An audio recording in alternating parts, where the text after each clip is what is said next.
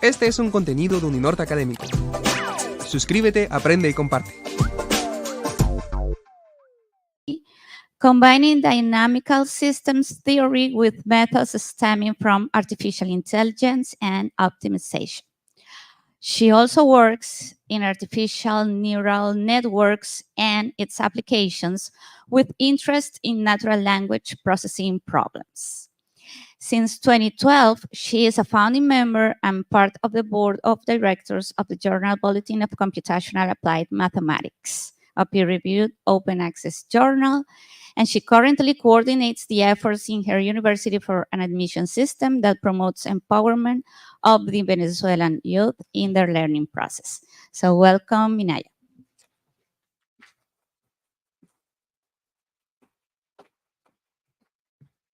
Thank you.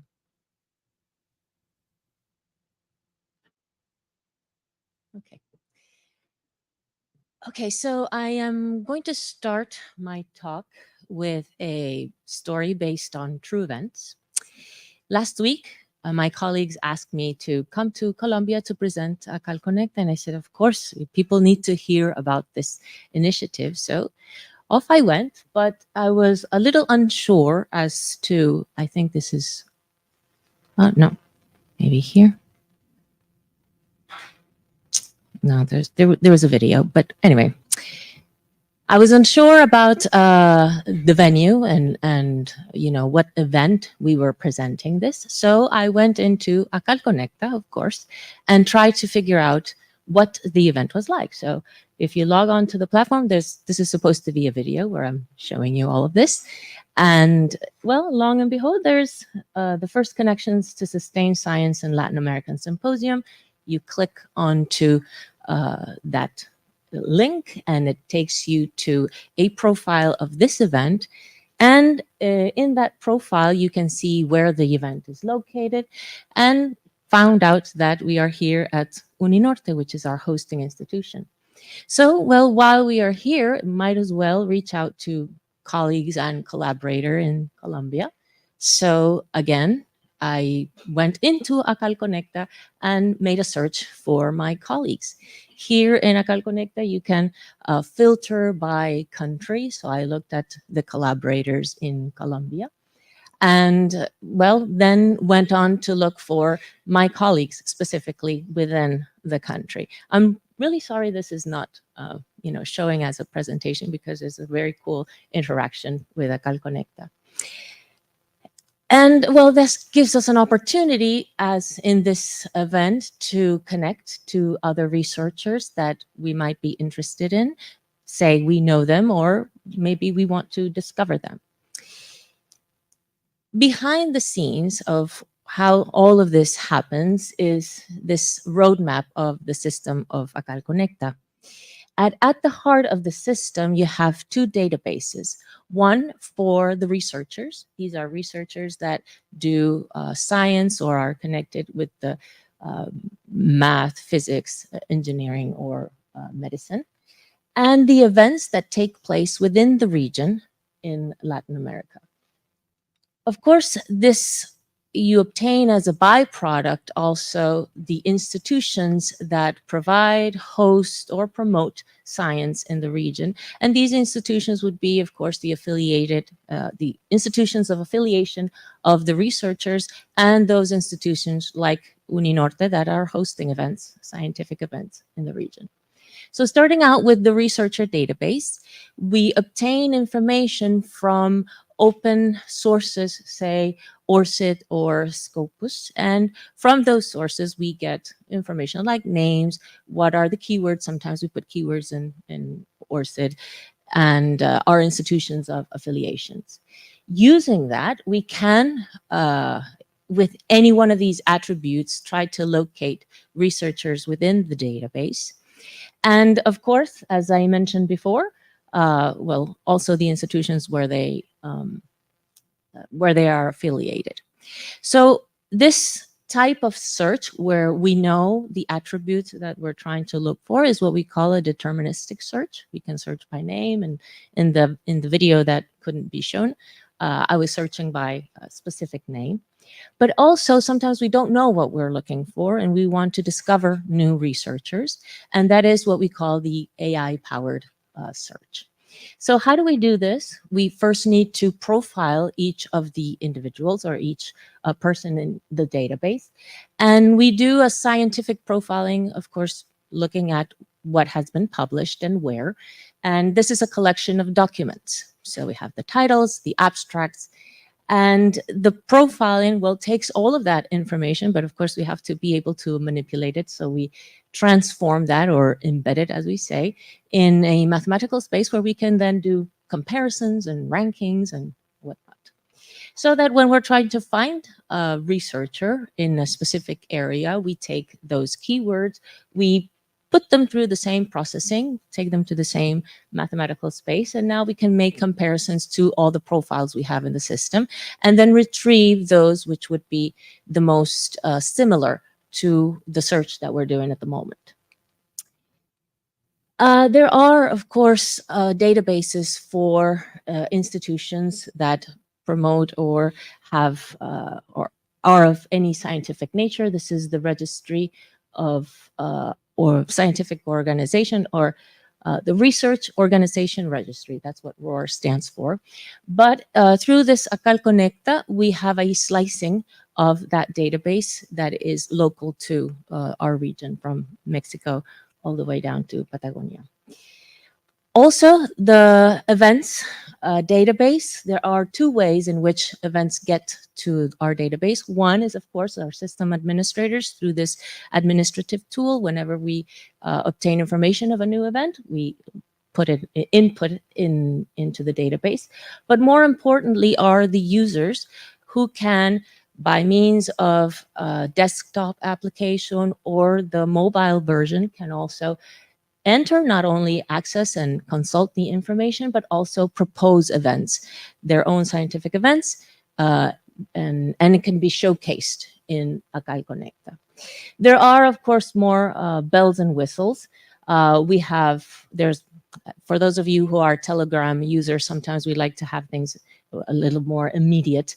There's our Telegram bots where you can consult these events, and the administrators, they can see a little bit about the usage of the system, the engagement of the users, and there are system of communications. We have access to information of many researchers, and we can reach out to them, not only to draw them into using the system, but also reaching out to, I don't know, disseminate any important information.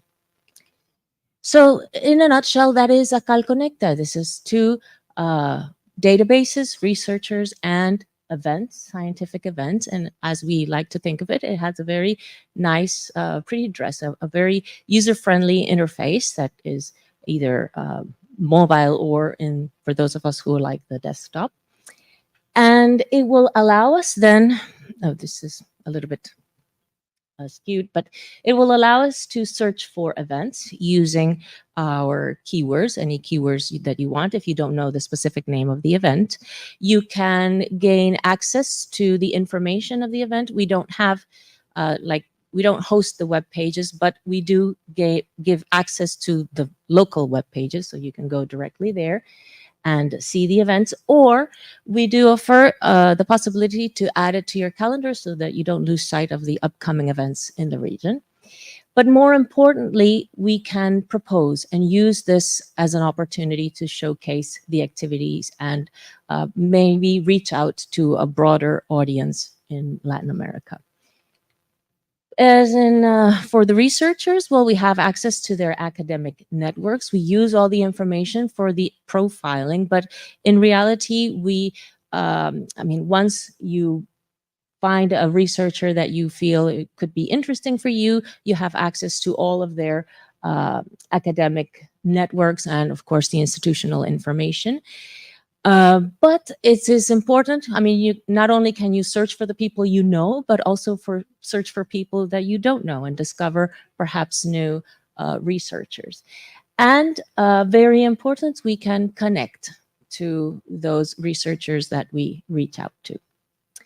There's a possibility for those researchers who have allowed access through or contact through their email that those registered users can reach out. So this project started out as initially it was meant to be a directory of events, and slowly the road took us to expand a little bit the goal for Acal Conecta to include researchers. It is not the end of the rope. I mean, there is still a lot more that we can be doing. And other things that once you have this information, there are other ways of using this information that is also quite relevant. If we have information on institutions, researchers, and events, well, we can draw metrics region-wide as to where does this happen, and what are what type of events occur and where most often. All sorts of statistics, interesting statistics can be drawn upon the database on events, researchers, and of course institutions, and can allow also policymakers to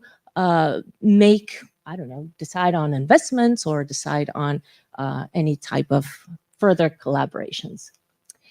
One idea that can be proposed, this is not part of the system, by the way, this is just for, to show what can be possible, is given that we have the information of all the articles of the articles that are in those external sources, and we can create through this information co-authorship networks, and we know the affiliations. One example of something that we can do, here I have my institution, Simón Bolívar University, and our hosting institution, Uninorte. So with that information, we can discover, well, who in these two institutions collaborate with each other. So we can perhaps foster and try to, further this engagement. So anyway, this is Acal Conecta. I am a teacher. I presume many of you or most of you are also, and we love to give out homework. So I'm going to give you two. The first homework is to log on, okay? Go to Acal Conecta, be part of the community. And the second homework is to own it, okay? To not only be a user, but also spread the word. This is something that was built for all of us to be able to showcase the activity in Latin America. So, well, let's use it. And that's it. I don't know if there are any questions. Nope, thank you.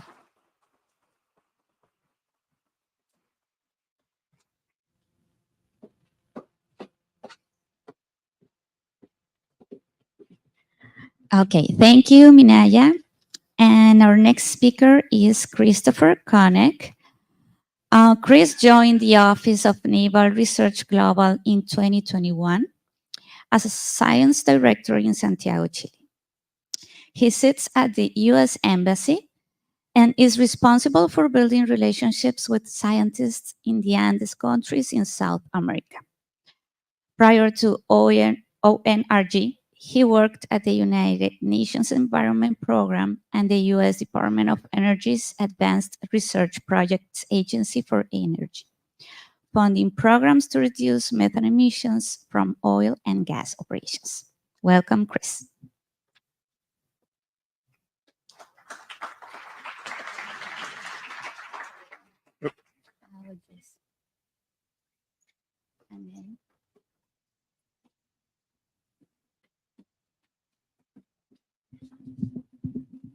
Good morning, everyone. First, thank you to the organizers. Thank you to the academies for having me here. This is fantastic. It's been a great event, and I really do deeply appreciate it. So my name is Chris Koenig. As you just heard, I'm probably one of the very few people who has worked for both the United States Navy and the United Nations Environment Program.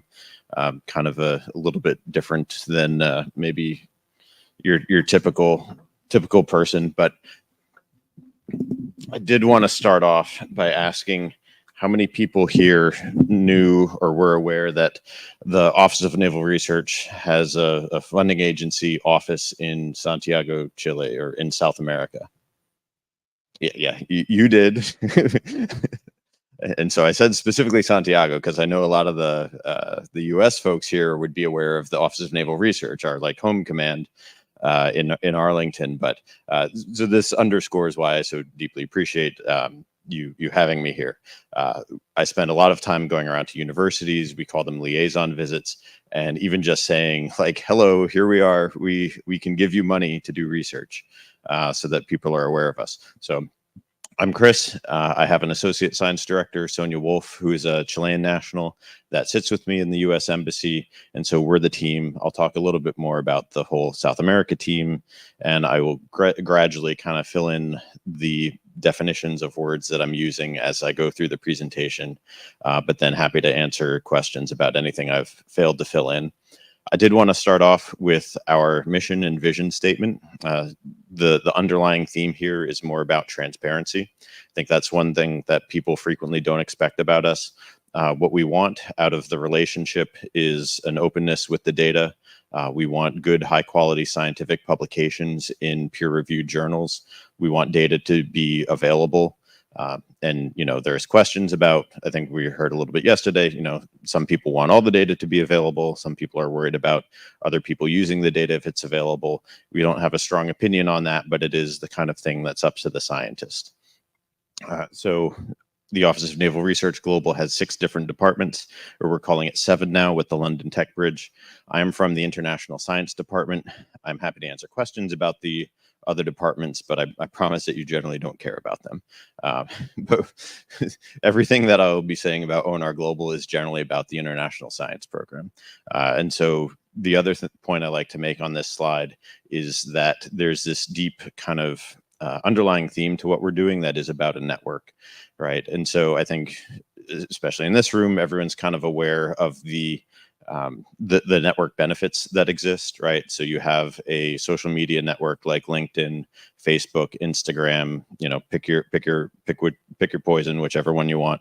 But as you add nodes to that network, as people join the network is much more valuable to everyone that is in the network already, as well as valuable to the people that are being added to the network. And so that's how I think of this job, what I do, and, you know, the being at conferences like this. So the first word to fill in is the Naval Research Enterprise. So we view ourselves as connecting the network of U.S. scientists that are involved in Navy research with the rest of the world. So the Naval Research Enterprise consists of the Office of Naval Research. They are the people in Arlington with big money and fund a lot of U.S. scientists at universities throughout the U.S. And then we're part of that. And then you have on the left, the Naval Research Laboratory. This is a corporate research laboratory that exists largely in Washington, D.C. There are also branches in Mississippi and in Monterey, California, that deal with like weather and underwater things more specifically. But think of like a Xerox PARC or an IBM kind of corporate research lab. That's the model. We also do other things to try to be innovative.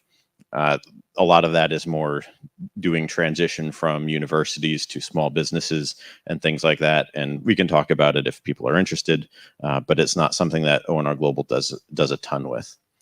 And then I said that we are the global presence. And so we have science advisors that sit with like the US 4th Fleet, the 6th Fleet, et cetera, in different places around the world.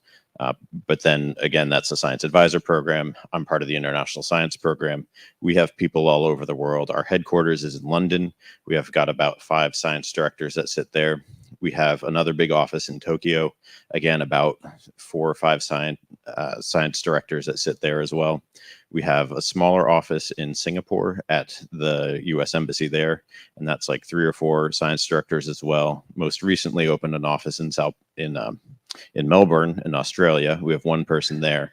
And then our Latin American presence is me, the associate science director that I mentioned before, and then 2 science directors that sit in Sao Paulo. And so together we cover Latin America and are responsible for building relationships within Latin America. I primarily cover what we refer to as the Andes countries, so Chile all the way on up through Colombia. And then Brazil is largely responsible for Mexico, Brazil, and Argentina. If you're not from one of the countries that I just mentioned, don't worry. We are trying to cover more and more.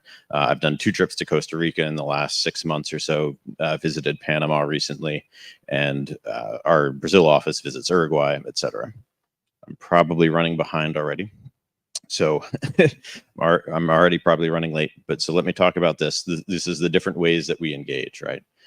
So the first thing is through kind of conferences like this, but generally times where we go to a university, we have a connection with a professor there, and like to give talks like this, essentially introducing us. This is what we do. This is who we are. This is where we are. And here's how to work with us. So we do liaison visits, global technology awareness visits is how we sell it to our home command so that they don't think we're just taking vacations in Barranquilla all the time, right? Then we have the visiting scientist program. So that's a small amount of money to pay for a scientist outside of the United States to take a trip to the US, generally for about a week or so, and visit usually with a naval research lab, Navy scientists, but also part of that can be a conference. I'm a geoscientist, so AGU was in New Orleans not so long ago. That's near NRL Stennis in Mississippi, and so can pay for someone to go attend the conference, and also as part of that meet with the people from Stennis that are coming to the conference, right? So it supports conference visits. We have another person that's going to Cornell University from Europe, so that they can build a collaboration and build a proposal for something else. We have the collaborative science program. I think of the C as conferences. Usually what that means is kind of small focused conferences that are sort of Gordon research style, if you're familiar with those. But think of something like 25, 50 people really focused on one specific topic and kind of isolated from other activities, so that it's really focused on like Chatham House kind of open, honest discussion about science and research. So we sponsored one in Latin America called LatWaves that focuses on just the different ways that you can predict waves, that wind interacts with waves, the way that waves interact with coasts and cause erosion, things like that. And then the international research grants. So this is, basic research funding, similar to what someone in the US might get from NSF or the Office of Naval Research Headquarters. And this is what we call fundamental research. And so it should not be in a particular application, towards a particular goal. So usually something very exploratory. I'm going to test new fundamental physical principles. And so even, especially in Latin America, this is kind of things that are more basic research than the governments might usually want to support, right? I think when we go around and talk to people, there's a lot where, if the government's going to spend money on research, it should be something that comes back and directly helps the people of the country, right? It's tax money. I get that. We invest in research where, there's no particular application being thought of at this stage. Important to point out that the grant mechanism is the same as the NSF uses in the US, the same that ONR uses with people in the US. So all intellectual property remains with the scientists, where usually it's to the institution itself. And then you have some agreement that you signed with the institution that actually governs it. But we're not like coming in and taking any sort of rights, particularly for the intellectual property. Right. And the philosophy there is that, and especially in the US, we want people to commercialize it themselves. If it's going to lead to a product, we want the person doing the work to reap the benefits. So we keep those clauses very consistently in everything. I will talk briefly about the process for that too. So I think a lot of different ways that you would apply for funding. You have a bunch of different templates. You spend a lot of time, right? Like, 10, 20 pages worth of stuff, fill in a budget, and then you submit it. And then you kind of hope, right? You wait for things to get funded, to hear a response, hear a positive response or not. We generally want the conversation more than the proposal, or I'm not saying that well, but generally the first thing is to have the conversation, right? And so what we look for is an email or a white paper kind of describing your idea, and then we can give you quick feedback if it seems like it's the kind of thing that's of interest or not. And if not, then it saves you a lot of time. If it is, then we'll get to the point where, we'll have some conversations. We could say, you should submit this, and things can always go wrong. But at the stage where we ask you to fill out all the paperwork and do the submission, at that point, you're at like a 90-95% chance that things will work out and you'll get the money. So I wanted to make that point. And I think, those are the main things. I'm happy to discuss more at breaks and other things like that. We do a lot of this. These graphs are never, these country maps are never up to date, unfortunately, but I've done liaison visits to Bolivia in the meantime. We've done 3 visits to Uruguay. And then this is from 2022. So the Costa Rica and Panama visits aren't on there. We do it around the world. The type of research that we're looking for, I think this is important to show at least briefly. A lot of funding agencies will say like, hey, look at all the Nobel Prize winners that we supported. It's like, okay, but did you actually support the work that led to the Nobel Prize? So these are some examples where that's true for us. Andre Game, the ONR headquarters program officer that funded some of his original graphene research, was invited to the Nobel Prize ceremony for being involved at that kind of visionary level for the technology. He's now one of our people in Tokyo. And you can see the quote from Klaus Hasselmann, which I think a lot of people saw this as one of the first like climate Nobel Prizes that was awarded. And, of course, our press office got a quote from him saying good things about us, right? So I have to show it. A lot of people will ask me what we're interested in. Hopefully at this point, I'm kind of giving you the idea that it's really quite broad. There's not like huge specific areas. We got a lot of people that ask us, well, you want better guns or better bullets? And like, well, no, it's not basic research. It's not what we do or worry about. Or they look for other things. But so we have a STEAM and gender grant that was funded out of some other things that will be hard to replicate. So that's not something that we do common, but it's there as partly as to show the wide range of things. I've got 2 climate grants, a couple of things on materials, quantum, coastal systems. You can sort of read it yourself, but this is just ones run out of my office. We've got a whole nother set, 2 more sets like this run out of the Sao Paulo office and then everywhere else around the world. But we really are looking for just things that are going to change the way that people do things and might lead to that somewhere in the 10, 15 years down the line. So this is our presence.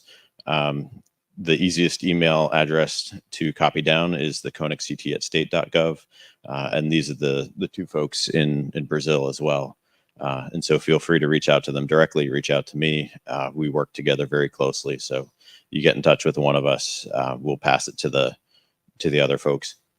And finally, I almost forgot. So I'm used to doing this and talking about the Navy, but the Air Force and Army also have similar offices. They also sit in both Santiago and Sao Paulo, and we frequently share things. So we're covered by non-disclosure agreements. So like I can't take anything that you give me or anything that you talk to me about and give it to another professor or a company or anything like that, to be clear.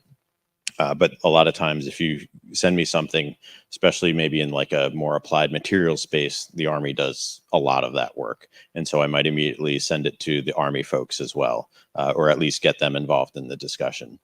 Air Force has their own set of things. Navy does the ocean. If they get things that apply to the ocean, they're going to send it to me, things like that. So we work together quite closely, and they all have their own budgets for basic research funding as well. So I think with that, I will conclude. I'm happy to talk more.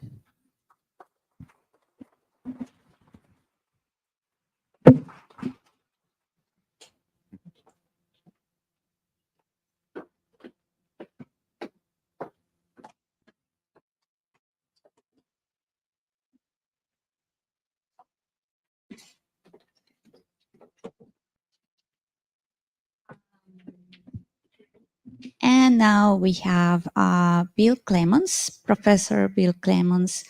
He's a graduate of Virginia Tech and the University of Utah, where he obtained a PhD in biochemistry, and he worked with Venki Ramakrishnan on the project that would eventually be awarded the Nobel Prize in 2009.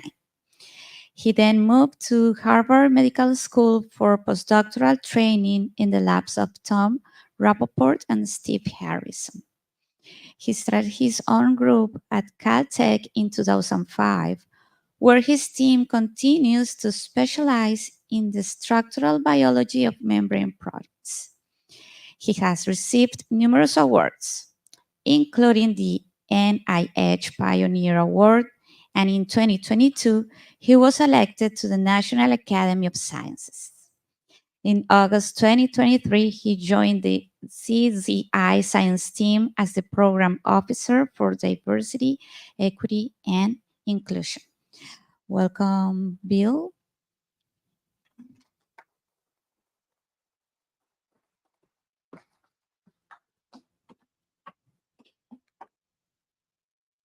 Am I going the right way? I'm going the wrong way.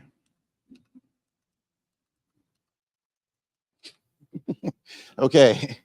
All right. Hello, everyone. So it's really my pleasure to be here representing the organization that I joined less than 6 months ago. Just to sort of highlight things, I do work for the Chan Zuckerberg Initiative as a program officer, but I'm also still a professor at Caltech, and so I have 2 jobs, and I don't know how that works. This is my first time representing CZI in a public forum, so forgive me if I say things incorrectly, but I do encourage you. We have a great website, chanzuckerberg.com. Anything that I say that's going to present here about CZI is available on the website, and so you should feel free to have a look. I do just want to emphasize that our organization really funds biomedical research. That's where our sort of interests are.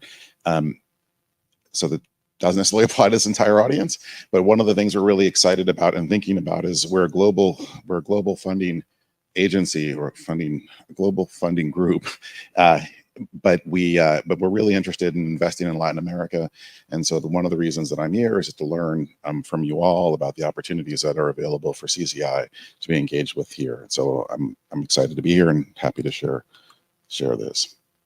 I thought it'd be useful just to at least give you some perspective on who I am as a scientist. I am a structural biologist. That means that we're interested in understanding molecules at atomic resolution, biological molecules. We've got a lot of different interests in the lab, and I don't necessarily need to go through any of this. It's just to say that, I've got a great team up at Caltech who make discoveries all the time, and I get to share in those discoveries and talk about them at other places.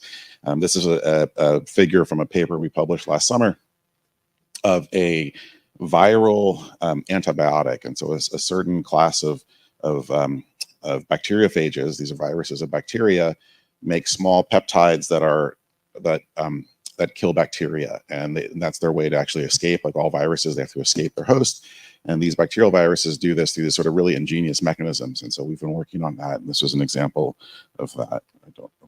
Here on the left. So just to give you a flavor. And so we basically want to sort of understand life at the atomic scale. At CZI, our core work really bridges 3 different areas, and primarily science. We're a science-first organization, and we've invested a lot of resources over the years in education and sort of community in the greater Bay Area where CZI resides. And really, the goal is to really think first about solving the world's toughest challenges, especially with regard to disease. And so we leverage this through a number of different ways. Our founders the Chan Zuckerberg comes from Priscilla Chan, who is a medical doctor, and Mark Zuckerberg, who's CEO of Meta. I know in whatever people at least I know that I talked to her, like, you work for Meta? And it's like, no, we don't. We're a separate organization where they've actually really committed to investing over the course of their lives, all of their funds to support the future that they want for their family. And so the goal really is, our mission in science is to make it possible, and this is really our North Star, to cure, prevent, or manage all diseases by the end of this century. It's not a lot of time. And so we kind of have sort of on the science side, we have 2 different timelines. in 80 years, we'd like to achieve this North Star. And so that really means that we have to think very carefully about the way that we leverage the resources that we have to do this. On the shorter time scale, currently where most of our research is focused on advancing research and develop technologies to measure human biology in action. A lot of this currently lies in understanding the mysteries of the cell and how cells interact with systems.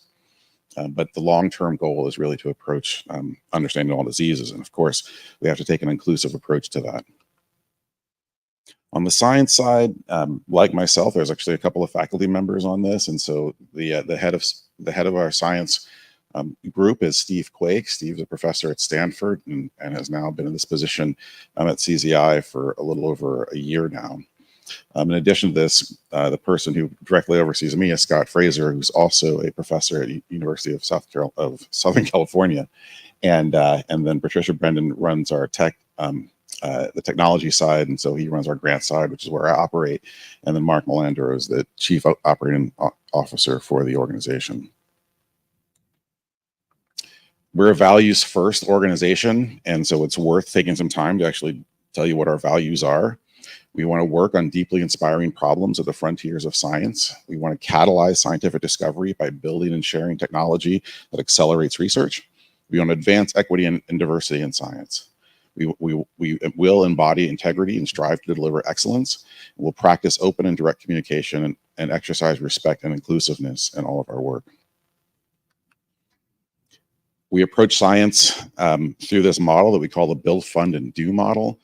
Build means that we're going to build and democratize next generation software and hardware tools to drive biological insights and generate more accurate and biologically important sources of data. Fund, we're going to strive to make a differentiated impact by funding and supporting technology development, interdisciplinary research collaborations, and partnerships. And then the do part is that we're going to work closely with scientists and engineers at partner institutions to do the research that can't be done in a conventional environment. And I'll talk a little bit about each of these. Overall, we think of ourselves as having a large scientific ecosystem, and this includes the technology team, which we call the SciTech team, the science grant programs, which is where I reside, which really is about giving money out to researchers. We've built, and some of you may have heard of this before, a biohub network, which is growing. We have biohubs now in San Francisco, in Chicago, and a new one that's getting built in New York. And I'll talk about that briefly at the end. And then we also have a number of different institutes that have come online more recently, including our Imaging Institute, which is really the goal for that is to take cell biology to the atomic scale and really sort of bridge those modalities in terms of understanding biology. The Kepner Institute is another institute that is online, and the Kepner Institute aims to understand intelligence, both human and artificial, and sort of bridge those divides as well.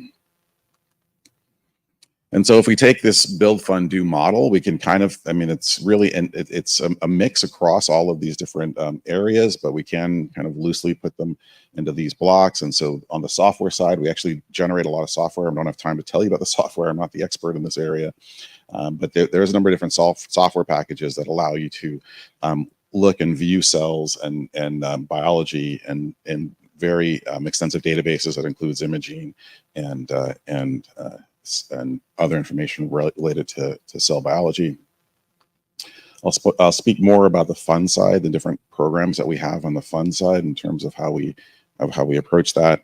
And then finally, our biohub institutes or our networks that are built.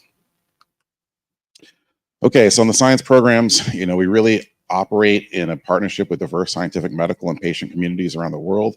We work to identify unmet needs and barriers to success. We work in areas where we think there are deeply inspiring problems that are amenable to software innovation. We strive to make differentiated impact through supporting technology development, interdisciplinary research collaborations, and partnerships. And so just to go through and give you some flavor of what these are, and again, we have lots of documentation on the web for you to have a look at if you're curious about these in more detail. On the imaging side, the goal is to really enable researchers everywhere to visualize, measure, and analyze biological processes that underlie health and disease. And so this, in each of these different programs, we provide resources to investigators, but we also bring together investigators through various works. And we have a lot of, through our network, we actually have a lot of programs where we actually host convenings to really push the science forward. Neuroscience, on our neuroscience side, we want to work to attract new talent and ideas to the neurodegeneration field and create a new model for collaborative open science that will accelerate our understanding of neurodegenerative diseases. And this, we really take a different approach from sort of other funders, where here it's really about in growing the field, as opposed to growing and expanding the collaborative nature of the field, as opposed to just funding specific kinds of research. Open science. So open science is sort of may seem a little bit nebulous, and this is actually really one of our programs really focus on our values, because with open science, we want to work to empower more people to engage in research and accelerate the pace, robustness, and reproducibility of science. I'll spend a little bit more time on open science because this is an area we actually already have significant work being done in Latin America.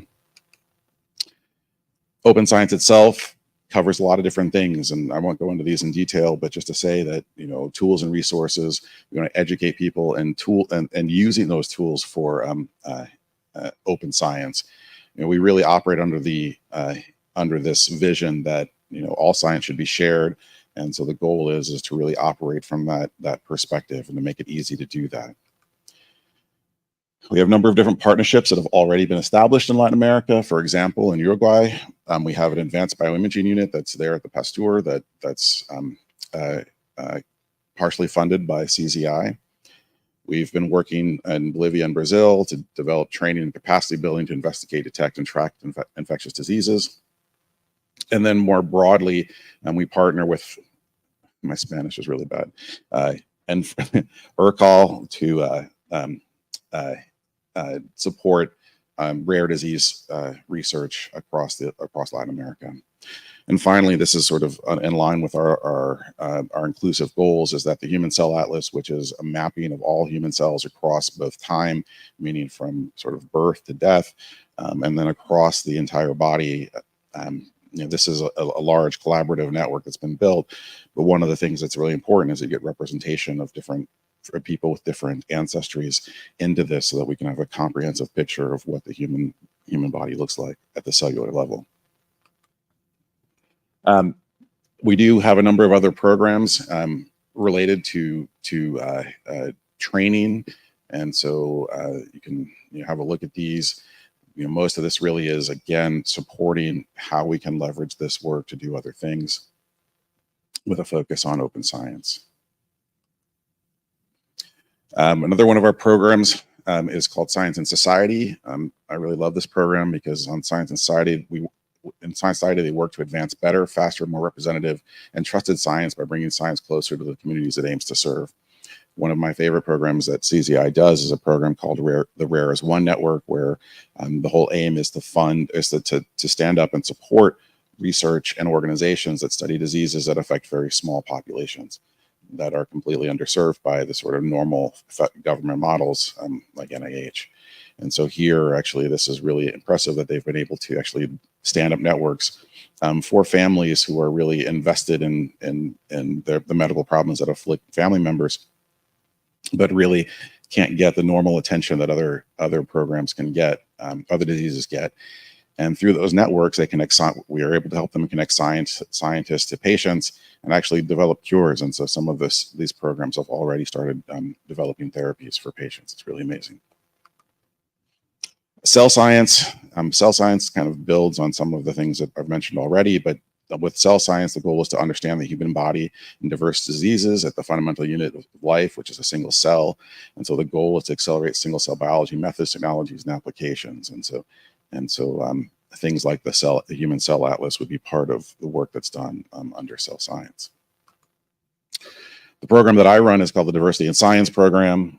Here we are committed to centering racial equity across all our science initiatives, as well as supporting partners directly working within the equity and inclusion ecosystem through a number of different programs, and I'll just mention those here.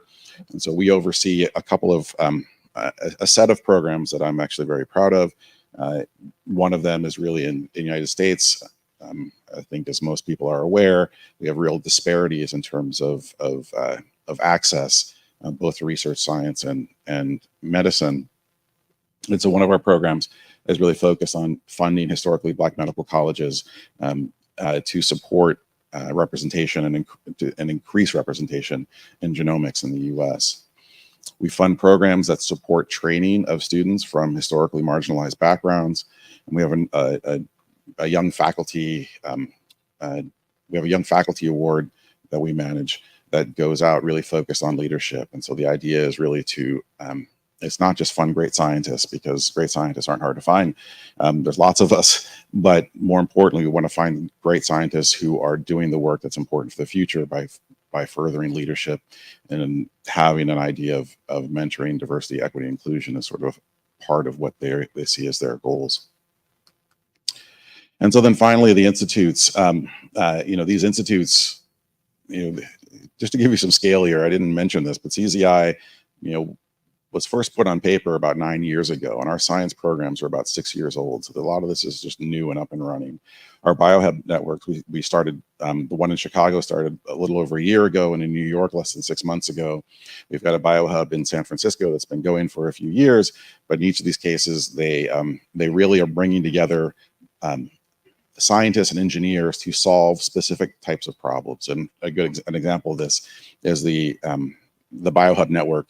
In the BioHub in Chicago, the goal there is actually to understand inflammation, but to bring engineers and scientists together to study inflammation by developing, skin models to actually look at inflammation, which underlies almost all diseases. And we do this by actually incentivizing universities to come together. And so our BioHub networks, in all the cases for our BioHub networks, it's multiple universities that are brought together. So 3 universities in each of these cases that have to work together with their faculty and their resources to come together for a common goal. You'd be surprised how remarkable it is that we were able to pull this off. I say we, the greater CZI organization, to build these, because we discovered pretty quickly with this vision that universities just don't want to work together at that sort of level. And so building those bridges and creating this collaborative way of doing this is really, I think, transforming the way that science can be done, we hope, as a model for many things in the future. And, and so the BioHub network really has become sort of, I think, a really great model for how science can be done. And the plan is to continue to fund other types of networks and other types of scales, always thinking about how we can bring collaborative networks from a wide variety of backgrounds to solve problems. And so that was basically all I wanted to tell you about today. Like I said, I'm here to just talk about, things that we can possibly be engaged in Latin America. I think there's a lot of, we have quite a lot of desire, and we have resources to become invested, and it's still just really for us understanding the landscape and becoming better integrated into the communities in Latin America. And with that, I'll stop and happy to chat over coffee.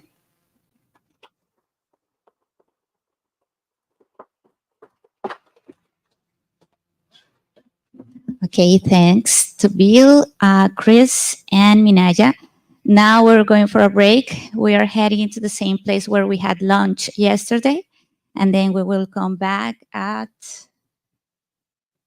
10:15.